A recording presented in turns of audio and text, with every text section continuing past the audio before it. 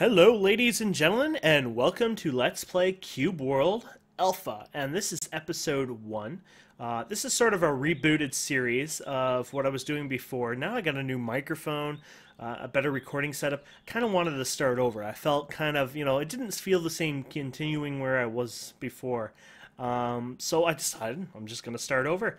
The exciting thing about this is there is an update today where it fixed some, bugs, mainly the ones that you guys were having a lot of fun with, like the retreat bug, I think, with rogues or rangers or something, where you can keep flying and flying and flying, things like that. A nice feature for some people who've been having issues. There was a lot of talk about overheating.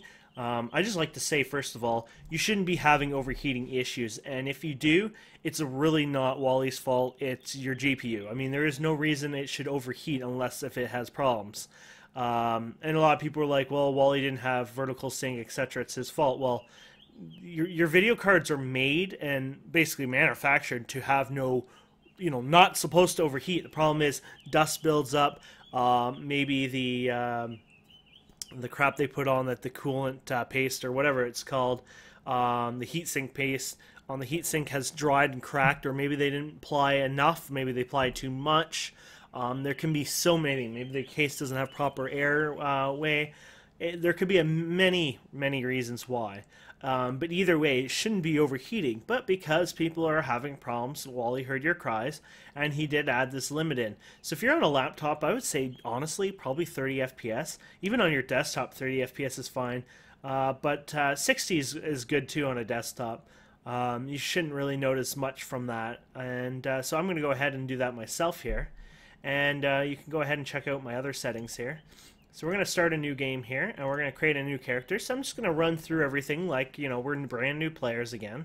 So we got a few races here. You got the humans, the elves, the dwarfs, the orc, the goblin, the lizard, and the undead, and the frogman. So I'm going to be probably a human, no, elf, actually. I like elf. They're cute. And I'm going to be female.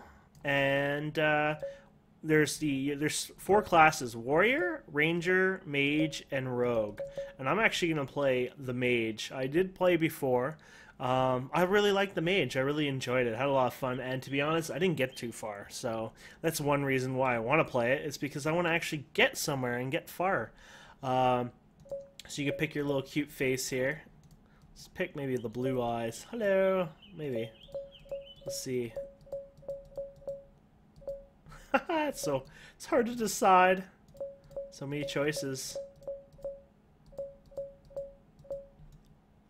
You can choose your hair color too. Oh, there we go. That's the one I want. Aw, so cute.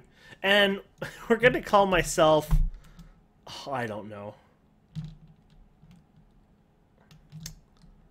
I don't know. I'm bad with names. Red. No, because then it's gonna... I don't know. I feel like I can't use that name because I've heard it so many times. And, I'm gonna call myself Buns, because I have right beside me some Dempster's Bakery Buns. I had some burgers earlier today. Create character. There we go. And we're gonna create a world, so, oh, it looks like, I guess, whatever I randomly created before is there. We can just delete that. Let's go like 1337 for fun. Well, I guess everyone's done. Let's add another number like 5 in the middle of 1 to 10, right? And let's call this seed. And there we go. So we're gonna start off here. Whoa. Here we go. So if I'm right, and if I remember, the city is gonna be, was it north? Yeah, no, was it northwest or northeast? Northeast, I think. Yeah, northeast. You're wondering, how did I know this city? Have I played this seed before? What's going on here? No, I actually have not played this seed before. I've never been here before. The reason I know the city is northeast is because all the cities seem to always be northeast when you first start. It's just how it is. It's how it's programmed. There doesn't seem to be really any randomization here. So when you first get into the game, you got a few things that you want to learn and know. First, there's the F1 key. It's probably your #1 thing you want to know. So you got interact is hitting R. You want to interact with things. Picking up things is E. So we can't pick this up, but you notice how there's a health bar? We can break it. There you go. And when we get near it, you'll see on the bottom right there, it shows the item. And you hit E, you'll loot it. So there you go. You have a light on F. You won't really see it where we are now. We'd have to get into a darker area. Here you go. There's some shade here. You can see a bit of a change. You got a special item, which we don't really have any. We got call pet button as T. And then you got your shift makes you slower. I'm not sure. Control is climb, isn't it? Yes. Oh yeah. Shift, walk, and free aim.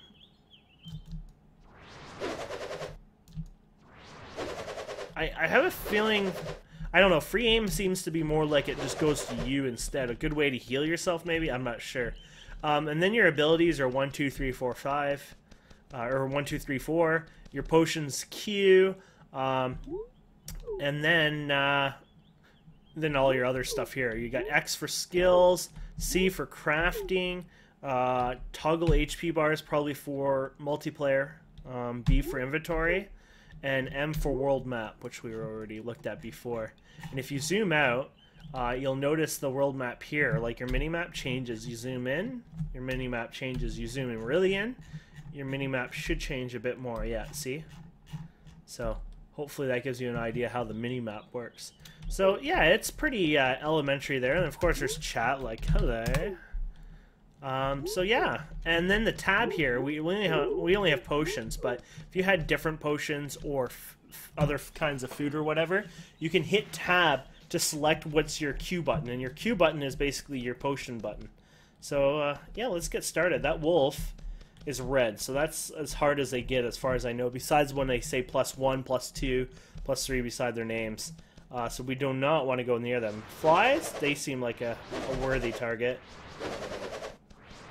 So in practice here, we just want to keep going backwards here and keep fighting. And if you use your right click, it's a powerful, yeah, it's a really powerful. Ooh, look at it, we got a sword. I'm actually going to change my spec here, and if you hit X, you start as a fire mage, but you can actually start as a water mage and hit learn, and literally your skills will now change. Instead of being fire, it'll be water. And the neat thing about it is if we go near me, you can see my health goes up. Water will actually heal you a bit. It does a little less damage, I guess, but it also heals you, which is really cool. So now watch this. Okay. Uh-oh, now we got company. Now we may get owned here. There we go.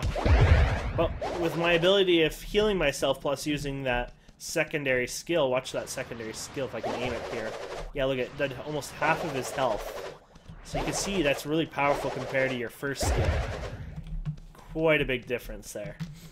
So yeah, we're just gonna basically head to the city eventually, and honestly, I'm gonna give this to you right away. Cube World is quite a bit of a grind right now, and I think that's by design as well.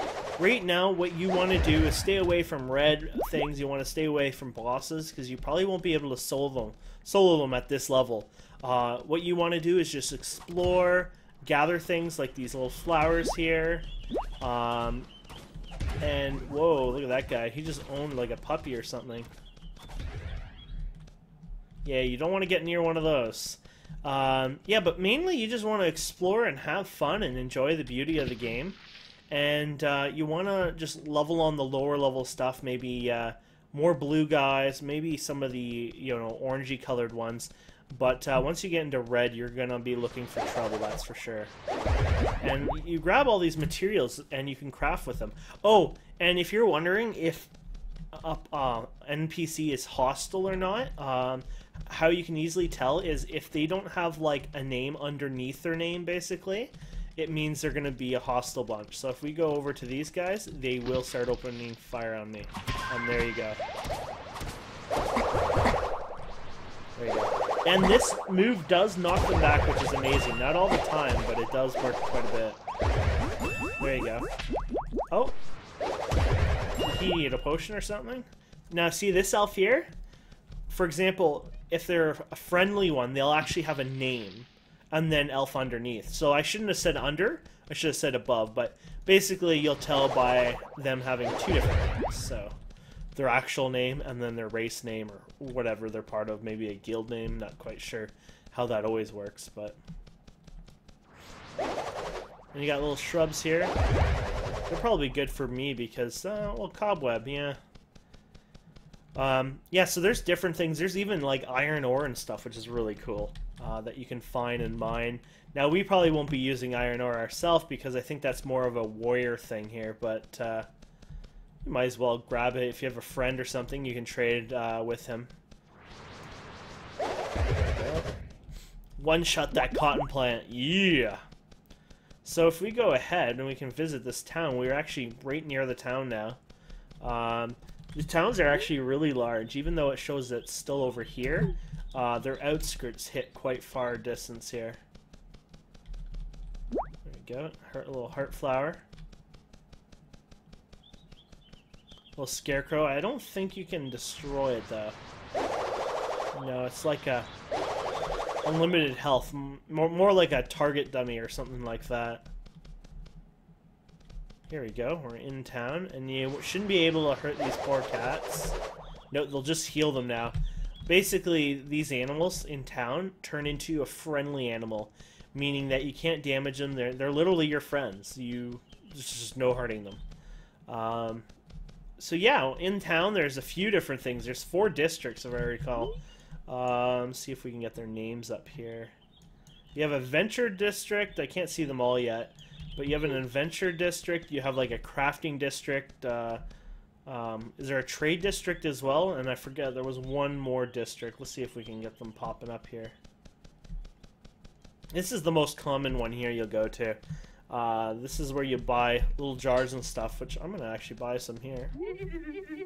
We could sell away our crap too here. And you see at the bottom right, it shows 20 copper, 40 copper, 20 copper, 40 copper. And it gives you a wand and golden bracelets, different weapon choices you can use as a mage. I don't really mind using what I have right now, so I'll just sell what I just got. Of course, some of these are warrior and stuff, so I can't even use them anyway, so might as well get rid of them. Ooh, and look at this. We got an orange iron, not orange, but a yellow iron lamp again. These are wonderful.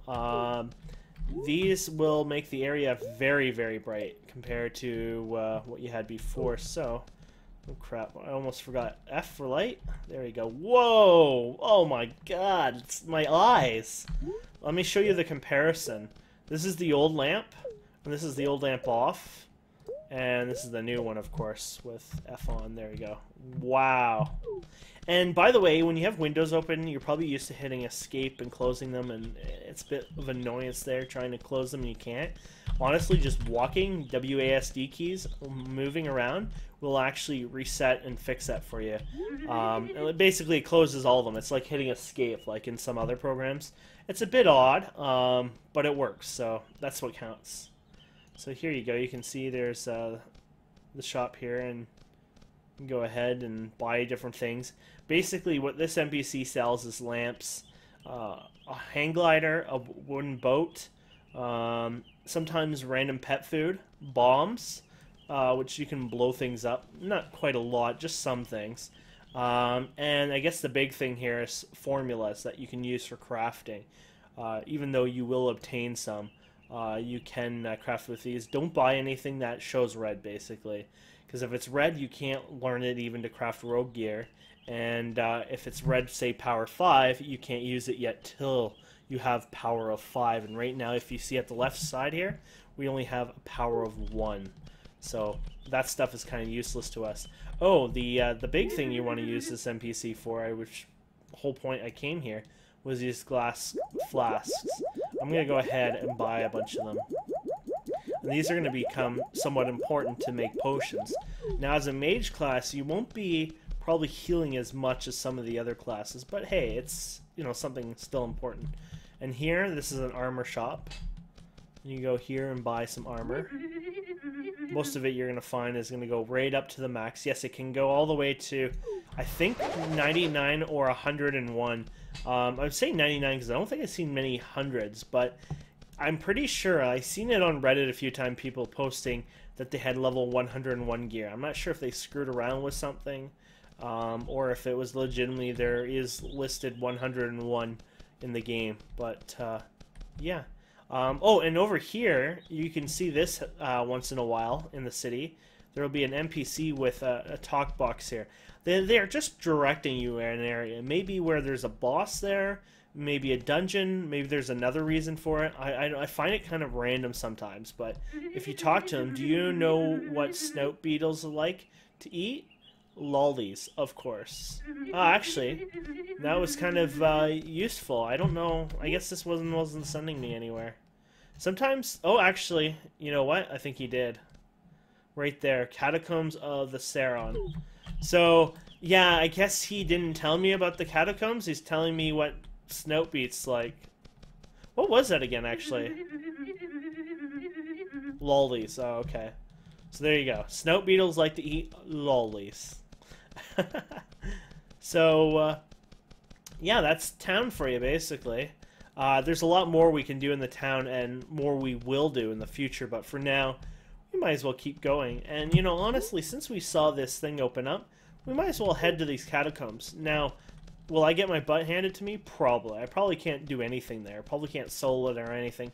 But, you know what? For a fun adventure, we can start heading that way, and maybe the next episode we can give it an attempt to it anyways.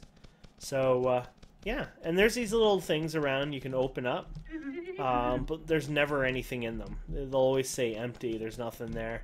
And you can't store anything in them. There is no way to, like... There is no kind of banking or that kind of system yet.